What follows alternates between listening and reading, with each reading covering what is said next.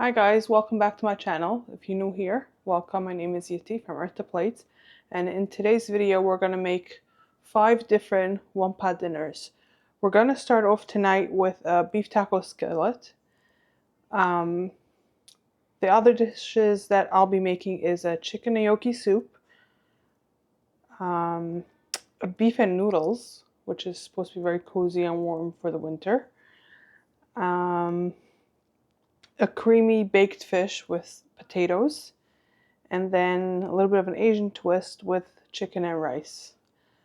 The chicken and rice and the chicken gnocchi soup are two things that I've made in the past and my family enjoys it.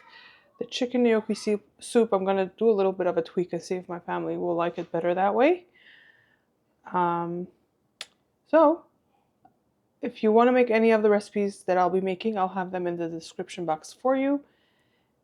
And if I'm able to, I will try to put timestamps in the description. If you want to make a specific recipe, you can jump ahead to that one.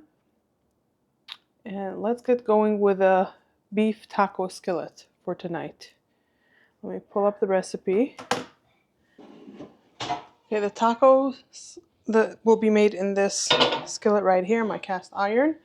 And what we're going to start off with is browning the beef, I believe. Doesn't say to add any oil at this point. Okay, so we're gonna, the recipe calls for 1.5 pounds of ground beef. I got a pack that is more than that, so I think I'll just do the whole thing. I'm having some people over for dinner, so it'll be good.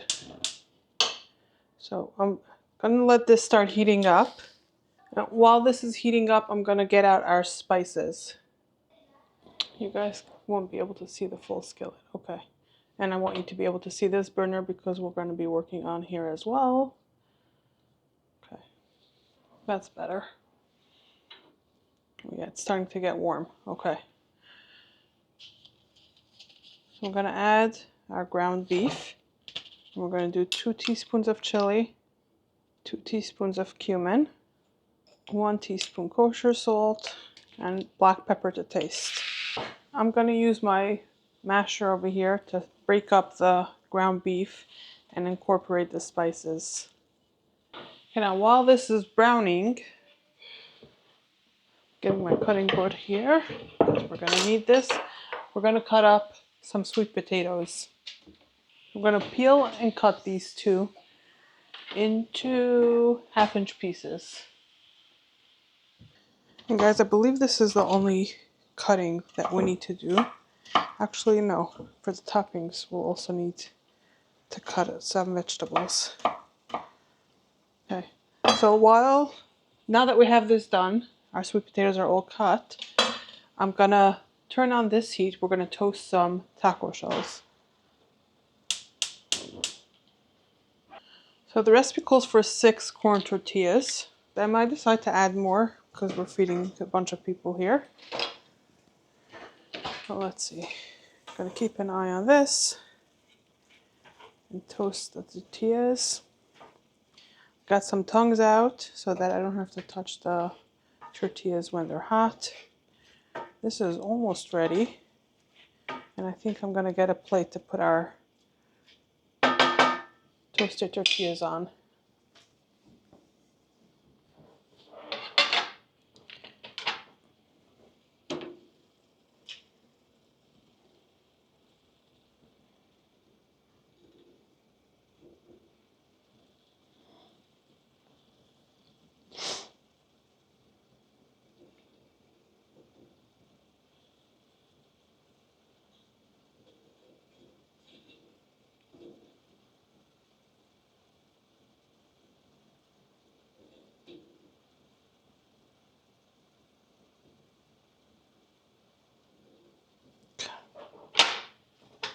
It's my first time doing this, so I have no clue if I am toasting it too little or too much. Okay, this is almost ready. Once it is, we're going to take this out of the pot. We're going to reserve it in a bowl, and we'll add our sweet potatoes. Well, that one looks nice and charred on the edges. I think I'm going to make the flame a little bit lower so it can char on the actual tortilla, not just the edges.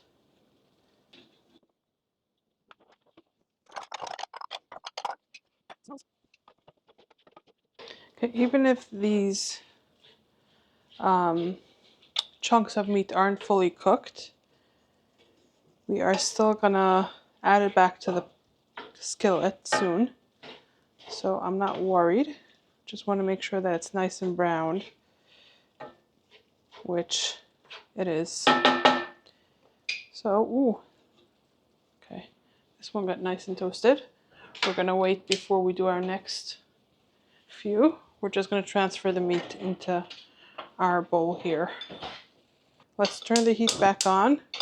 And now the recipe says to add some oil and add the sweet potatoes. Let's see how much oil. 1 tablespoon. Okay, so this is going to cook down for about 5 to 7 minutes or until the edges are starting to brown. Oh no, I forgot about this. I walked away. Burnt. It's good that I have more. Oh, yes, it's beautiful. You see, the more I'm doing, the better I'm getting at it. Now the recipe says to let them cool off and then tear them into pieces. So I'm just having them rest in my plate here. And we're going to tear them up as we're ready to eat. Okay, so we're going to set these aside. And I'm getting out our remaining ingredients. Now the recipe calls for chipotle and adobo, and it's not something that I enjoy. I tried it a couple times and I didn't like the flavor of it. So instead of that, I'm going to add in some jalapenos that I deveined and deseeded. And I'll add some tomato paste. I know that it's not interchangeable with that, and I know that it's not authentic, but that's how I'm going to be making it today. We're going to try it, and we'll see if I want to change it for the next time I make this, if we like it. So I see the potatoes are starting to soften a little bit, which is good. So here on my cutting board, which I'm not sure if you can see, I have some cut up jalapeno. I've got my tomato paste here, ready to go. Now I am opening up a can of black beans. I'm gonna rinse and drain it, so it's ready for us as well. And the last thing I'm getting here is a jar of salsa, and we're gonna add it. We're gonna divide the amount that we need and add it at different times. Okay, this is starting to have some browning, and I am trying to hurry up the dinner prep because we're gonna get ready to eat soon. Okay, I think we're gonna cool this. So we're gonna add in our jalapenos, a little bit of tomato sauce, tomato paste, our black beans that I've rinsed and drained, 1/4 cup of salsa,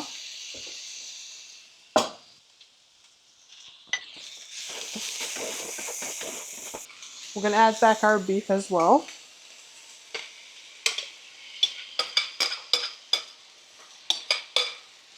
and finally 1 cup of water. We're gonna let this cook for 5 to 7 minutes. So we're looking for the potatoes to be tender, and we want the sauce to be slightly thickened.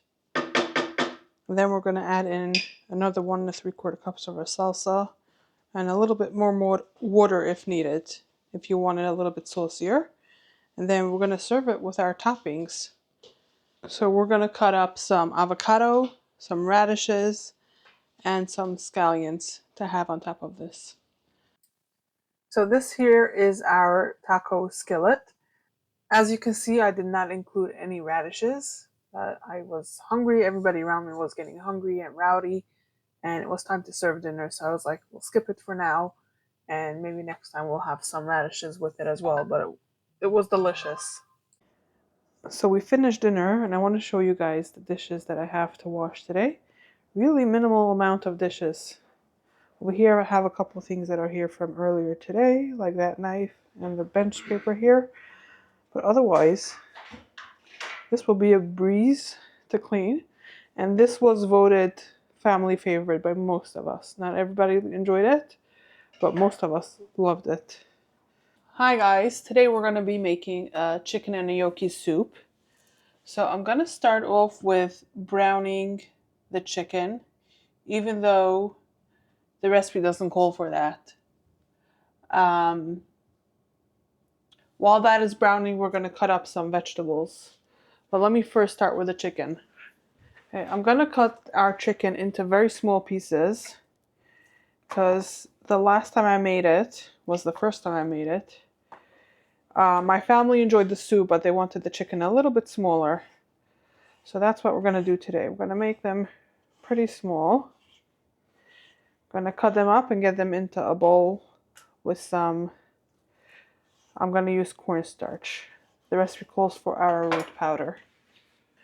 Okay, I rinsed my board and I'm going to get some arrowroot powder in here and coat the chicken. We need 2 tablespoons. And we're going to coat the chicken with this. Actually, I'm thinking now that since they're so much smaller, I think it is okay to start cooking. I'll follow the directions. Cook the vegetables first and then the chicken. Okay, this looks like it's fully coated. And I don't see any dry cornstarch on the bottom of the bowl. So we're just going to set this aside. For now, I'm going to wash my hand and I'm going to get the vegetables out. Okay, so I'm going to do half the recipe. So I'm going to do 3 carrots, 3 celery, and an onion. And we're going to get this ready. We're going to cut it up before we start cooking the soup. Okay, the onion will be diced. For our carrots, we're going to cut them into rounds. Let me just move our onions aside. Oh, I didn't wash my celery yet. Okay. I have to remember to do that. Okay, as for the celery, I'm going to cut them into pretty small pieces. Because last time I made it, they were a little bit too chunky for me and my family. We enjoy the taste and the flavor that it imparts. We just don't love that, have that big piece to bite into. Okay, I believe we're done with the vegetables for now.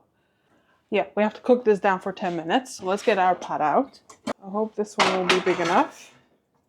We're going to add 2 tablespoons. Actually 1 because I'm technically halving the recipe. So 1 tablespoon of olive oil. We're going to get our vegetables in here and we're going to cook this down for about 10 minutes. While this is cooking down, we're going to chop up some garlic. These are still frozen. So I'm going to wait a few minutes, let this defrost, and then I'm going to mince this up. I'm getting my spices out.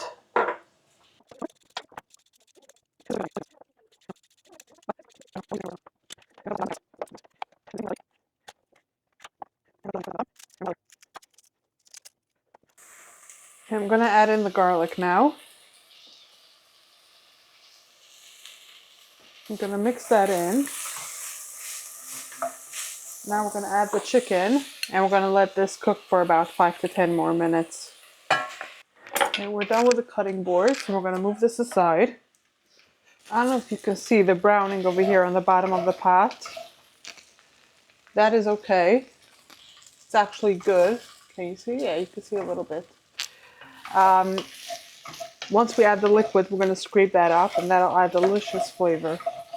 Okay, now the recipe calls for some chicken stock, which mine is still pretty frozen.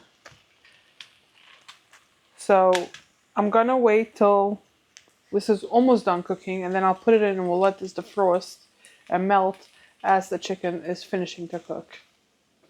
And note that the chicken doesn't have to be 100% cooked at this point because it's still going to be cooking in the soup as well. I'm going to put the broth in the center of the pot here. And we're going to scrape off the bottom and get some of that flavor up and into the soup.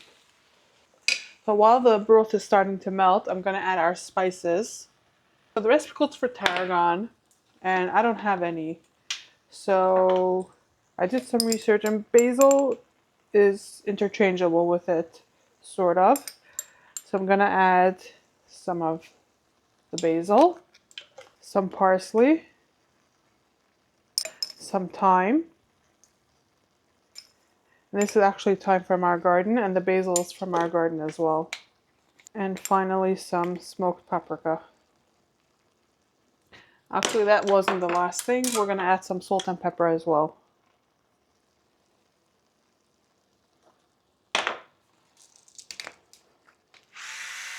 The last thing I'm going to prepare here is 6 ounces of gnocchi. And we're using the gnocchi that we made in a previous video. Getting to use it. I managed to scrape up most of the browns from the bottom. And that's going to give delicious flavor. I'm so excited for that. We're waiting for this. Okay, I'm going to higher the heat to get this to melt a little bit faster. If this is not enough, because the recipe needs 5 cups of broth, if I feel like it's not enough liquid, then I'm going to add some water as well. I think I will add a little bit of water, like a half a cup.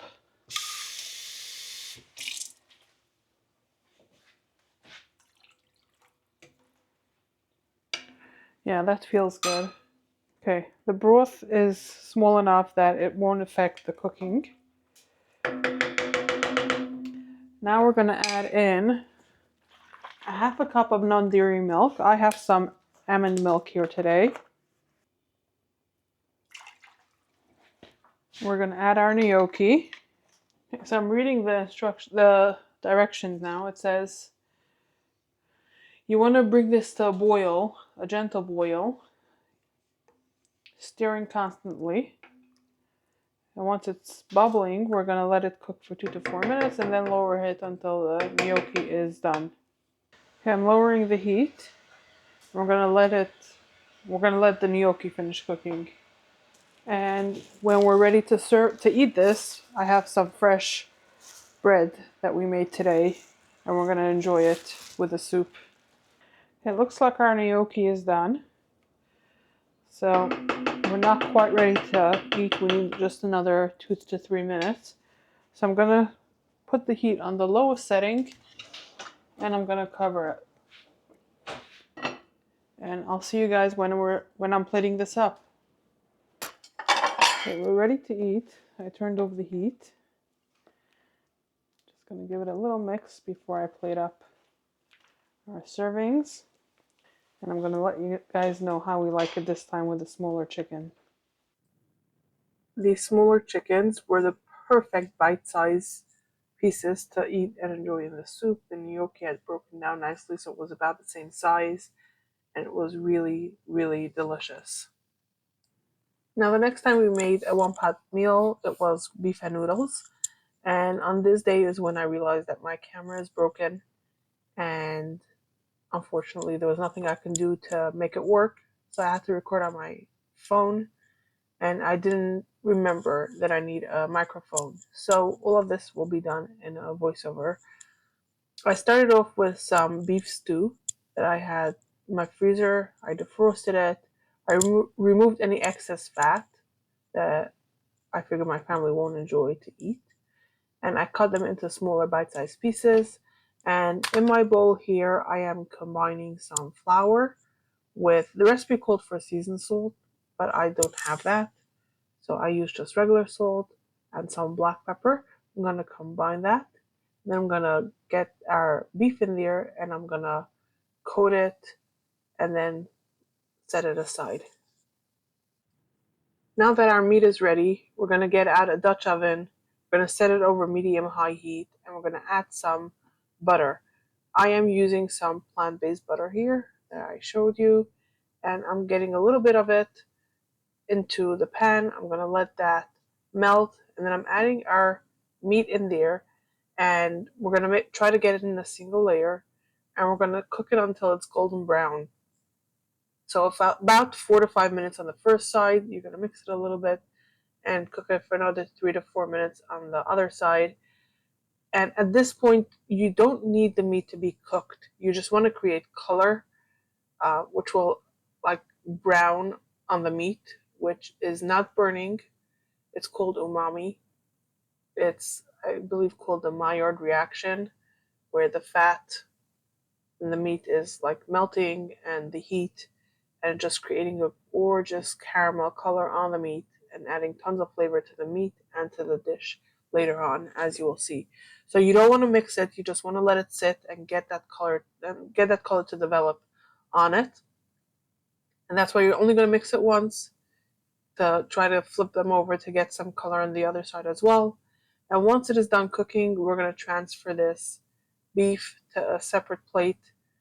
And while this meat is cooking down, I am cutting up an onion. As I diced it, I got some mushrooms peeled and sliced, and I'm going to chop up some garlic as well. Over here, I'm trying to show you the color, but unfortunately my phone camera just does not compare to the quality picture that my camera would provide for you. Unfortunately, I was not able to fix my camera by myself. I had to send it into the company to get it repaired.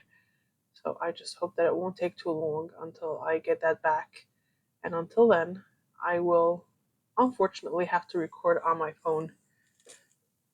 But going forward, I am using a mic. So hopefully like the audio will be better and I won't have to do all of it in a voiceover. But on this day, I had forgotten about that. So now that our meat is ready, I am transferring the meat into a bowl that I have prepared.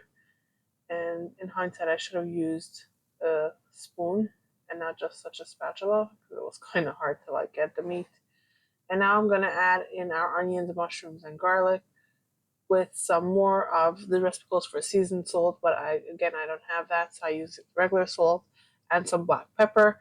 And we're going to cook this down for about 7 minutes. And over here, I'm trying to show you again some of that browning that I was talking about, some of that umami. And yeah, so we're just going to let this cook down for the remaining amount of time needed until these vegetables are nice and soft. And I am getting the rest of my ingredients out, which is some beef stock, some Worcestershire sauce, some thyme, and later on we're going to add some frozen noodles. Now that our vegetables have sweated down a little bit, that umami that has been stuck on the pot can be scraped up. Now, if you're afraid of it burning, then I would suggest taking some of the beef broth, adding just a little bit at this time to help you scrape up that umami before you add the rest of the ingredients back into the pot. So now that I've sweated down the vegetables for the amount needed, I am adding the remaining ingredients and I'm adding the beef back in as well. We're waiting for this to come up to simmer. Once it does, we're going to lower the heat, cover it, and let it cook for an hour and 50 minutes. And just keep it on a very low simmer for that entire amount of time. Now that the amount of time has passed and this has simmered all this time, it's time to take out the thyme and add in our frozen egg noodles. Now, the brand that the recipe calls for is not something that I was able to find in my local store. So I just bought whatever frozen noodles I was able to find. And what I found was like an Asian version, a lo mein noodle, that cooks in just minutes. So if I were to make this again, I would let the meat cook a little bit longer and just add the pasta way after. Because over here the recipe says that it should cook for 20 to 25 minutes, and mine was ready within just like 5 minutes or even less. So I would cook the meat for an hour and a half and then add the pasta. And that will thicken up the sauce as the pasta is cooking, and then it'll be ready to enjoy. To serve this, all you're gonna do is take some of this, transfer it into a bowl, plate it up, and I am topping mine with some parve sour cream and some chopped up or torn up parsley. Not everybody in my family enjoyed the sour cream, but we all enjoyed this dish. It was not a favorite, but it was definitely voted something that should be made again. Our next one pot dinner is going to be a creamy fish on potato gratin. And over here, I did remember to use my mic, but now as I'm editing the video, I see that my mic was going in and out, the audio, so can't use that. We're going to start off with this where I preheated my oven to 350, and we're going to create a crunchy topping, which is mixing some panko and olive oil in a bowl. We're going to mix it together, and then we're going to stir in some Parmesan cheese. And now also as I'm editing, I see that you can't really see my bowl as I was doing that. And part of the prep was also that I took some potatoes, I peeled them, cut them into quarters, and sliced them into very thin slices, placed them into a bowl of water to remove some excess starch and to prevent browning until we are ready to use it. And that we will drain before we actually put it into our dish. At this time, I also took out my tilapia, my fish, whatever fish you're using, and seasoned it with salt and pepper. Now that we have all of our components prepared, which not all of them is on camera, I am going to heat the skillet. I'm adding some butter. We're going to let that melt. And we're going to add some leeks and garlic that I have prepared. The leeks was washed and cut in half and then sliced, and the garlic was minced. And we're going to let this cook down for about 3 minutes. Now this is meant to be a one pot dinner. That's why I chose it. But I don't have a pot that is oven safe with my dairy dishes. So I am cooking it down in a skillet, and I'm then going to transfer it into an oven to table dish and let it bake in that. But normally you would just consider this a one pot dish. You would cook this in the pot or whatever dish you're going to be baking it in as well. Now once this has cooked down for 3 minutes, we're going to add the potatoes that we have prepared and drained with some salt and pepper. And we're going to let that down for about 6 minutes. Keep on stirring it because the potatoes will want to stick to the pot. And the potatoes do not have to be fully cooked at this point. In fact, they should be halfway cooked before we continue on to the next step. And we got some beautiful color here on the leeks, as you can see. And we're going to get some beautiful color on the potato as well. And just like our beef in the beef and noodles, we are creating umami. And that's why the one pot dish, if you have something that is like a pot that is oven safe, use that, because when you transfer it over, you lose some of that flavor. I had to work with whatever I have on hand. Over here, if you look at the right side of the pot towards the bottom, like closer to the front of the stove, you can see some of that potato. It's got some beautiful color, and as I'm toasting, you can see that there's a lot more on the edges. So now I'm going to add some white wine. We're going to let it simmer rapidly for about a minute until most of it has evaporated. And then we're going to add in some vegetable stock, and we're going to let that simmer for about a minute and a half until that has reduced by half. Once that has reduced, we're going to turn the stove off.